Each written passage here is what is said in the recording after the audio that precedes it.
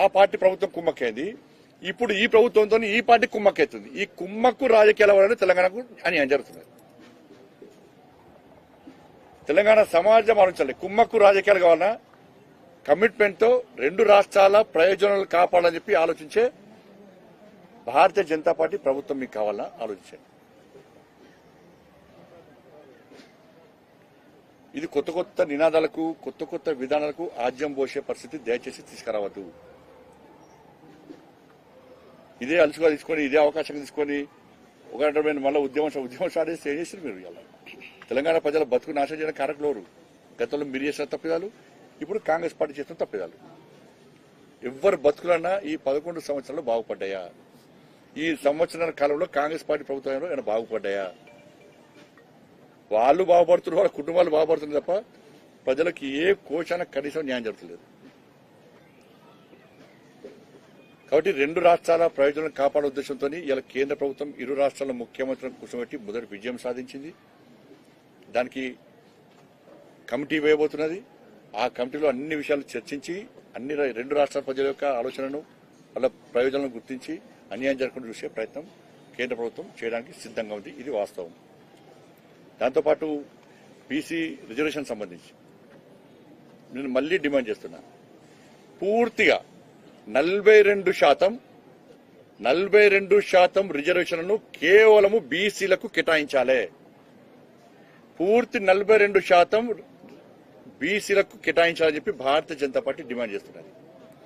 మీరు పూర్తి 42% బీసీలకు కేటాయించండి. కేంద్రంలో ప్రధానమంత్రితో గారితో సహా అందరిని ఒప్పించే బాధ్యత మేము తీసుకుంటాం. దానికి మేము సిద్ధం. మీరు 10% ముస్లిం ఎట్లా కలుపుతారు? దేశ జనాభాలో రాష్ట్ర జనాభాలో 12% ముస్లిం జనాభా, సరే 12.53 ఉంటుంది. 12% ముస్లిం జనాభా. ఈడబ్ల్యూఎస్ లో ఆల్రెడీ వాళ్ళు రిజర్వేషన్ పొందుతున్నారు. ఈడబ్ల్యూఎస్ లో రిజర్వేషన్ పొందుతున్నారు వాళ్ళు. ఇవాళ 10% కూడా రిజర్వేషన్ ఇస్తే 12% ఉన్న ముస్లిం జనాభాకు అందరికీ రిజర్వేషన్ వస్తుంది. 100కు 100% వారు రాజకీయంగా దీని పరంగా రిజర్వేషన్ పొందుతున్నారు. 100%. మరి కేసీఆర్ గారి యొక్క సమగ్ర కుటుంబ సర్వేలో 51% బీసీ జనాభా అని వచ్చింది. ఇలా కాంగ్రెస్ పార్టీ కులగణనలో 46% బీసీ జనాభా అని వచ్చింది. ఇంకా 5% ఏడమైంది. మరి ఈ 5% దాదాపు 18 లక్షల మంది ఉంటారు. అంటే 18 లక్షల మంది బీసీ జనాభాను పరిగణలోకి తీసుకోవాలి. వెళ్ళియాల వాళ్ళు గాలికి వదిలేసి ఇవ్వాల. వాళ్ళ పరిస్థితి ఏంది? వాళ్ళ బీసీ జనాభా పెరుగుతుంది తప్ప తగ్గదు కదా. ఇలా కాంగ్రెస్ పార్టీ ఇచ్చే 42%లో 10% ముస్లిం తీసేస్తే ఇంకా 32%. బీసీలకు వచ్చేది 32% అయితే దానిలో గుర్తించండి గల ఆల్రెడీ నరేంద్ర మోడీ గారి ప్రభుత్వం 27% రిజర్వేషన్ సౌకర్యం కల్పిస్తున్నది. ఎంత? 27%. 27% తీసేస్తే ఇంకా 32 ఇంకెంత? 5%. అంటే కాంగ్రెస్ పార్టీ ప్రభుత్వం బీసీలకు ఇచ్చేది 5%. 32లో 27 రాండబట్టే నువ్వు ఇచ్చేదేంది? కొండందలు వెలుగనబట్టినట్టు మీరు.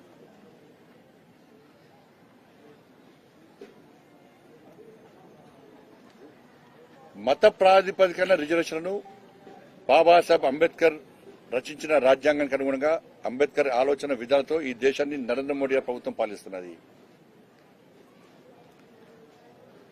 మత ప్రాతిపదిక రిజర్వేషన్లను మేము 100% వ్యతిరేకిస్తాం.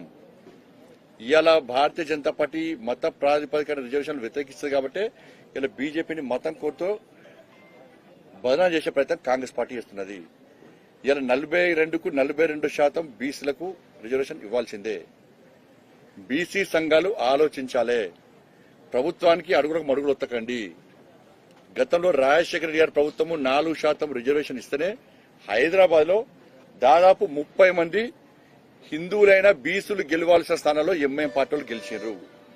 4% ఇస్తేనే బీసీలకు గింత అన్యాయం జరిగితే వాళ్ళ 10% ఇస్తే ఇలా బీసీల పరిస్థితి ఎందుకు ఒకసారి ఆలోచించండి. వాళ్ళ ఇవన్నీ మేము చెప్తుంటే దీనికి ఒక మతాన్ని ఊపుతుంది. మేము బీసీల గురించి మాట్లాడితే వాళ్ళు తన మతాన్ని తీసుకొస్తారు. మేము మాట్లాడేది బీసీల గురించి మాట్లాడుతున్నాం. పూర్తి రిజర్వేషన్ బీసీలకు ఇవ్వాలని మేము అంటున్నాం. దాని గురించి మాట్లాడండి ఫస్ట్.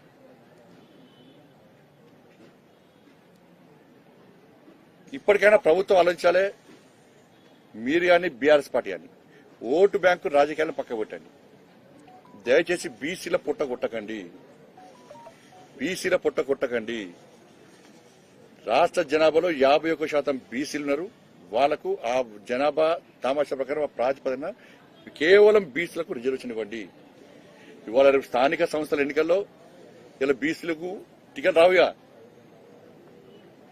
వాళ్ళ పరిస్థితి ఏంది? వాళ్ళ హైదరాబాద్ లో జిహెచ్ఎంసీలో జరిగిన అన్యాయమే ఇలా తెలంగాణ రాష్ట్ర వ్యాప్తంగా అంతకంటే అధికంగా పునరావృతం కాబోతున్నది. బీసీ సంఘాలు దీన్ని గుర్తించాలి. దాంతోపాటు కాళేశ్వరం విషయంలో నిన్న దాని ఇంజనీర్ల మీద ఏసీబీ విచారణ జరిపితే 100 కోట్లు వెళ్తున్నాయి. ఇంజనీర్ల దగ్గర 100 కోట్లు వెళ్తున్నాయి. ఇంకా వెళ్తూనే ఉన్నాయి. ప్రాపర్టీస్ ఇంకా వెళ్తూనే ఉన్నాయి. బినామీ ప్రాపర్టీస్ ఇంకా వెళ్ళలే. ఇంకా వాళ్ళ పేరు మీద 100 కోట్లు వెళ్తున్నాయి. ఇవాళ కేవలం ఇంజనీర్ల దగ్గరనే ఇన్ని 100 కోట్లు ఆస్తులు సంపాదిస్తే మరి రాజకీయ నాయకుల పరిస్థితి ఏంది? వాళ్ళ మీద కాంగ్రెస్ పార్టీ ప్రభుత్వం రేవంత్ రెడ్డి గారి సర్కార్ ఎందుకు విచారణ స్టార్ట్ చేస్తలేదు? ఏమైంది మీ విచారణ? గిన్ని సంవత్సరాలా మీరు విచారణ చేసేది?